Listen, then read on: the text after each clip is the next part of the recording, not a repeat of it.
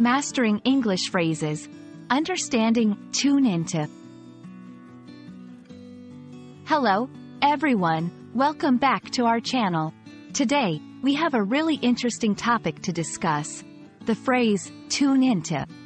This is a phrase that you might hear quite often in English conversations, and it can be used in different contexts. So, if you've ever wondered what it means and how to use it, you're in the right place. Let's dive in.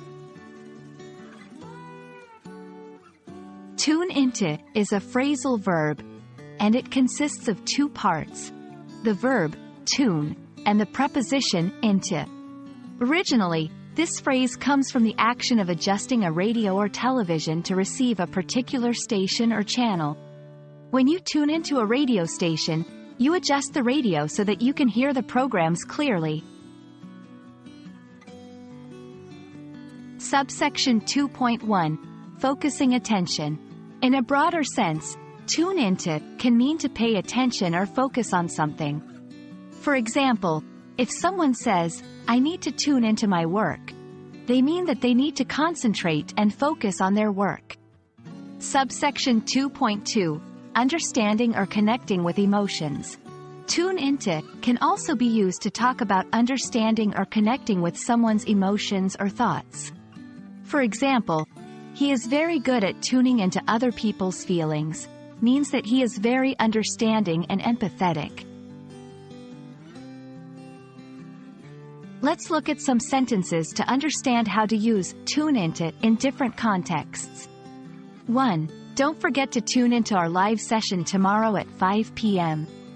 2. She really knows how to tune into the needs of her students. 3. I find it hard to tune into my work when there is a lot of noise around. A common mistake is to use tune into when you actually mean turn into.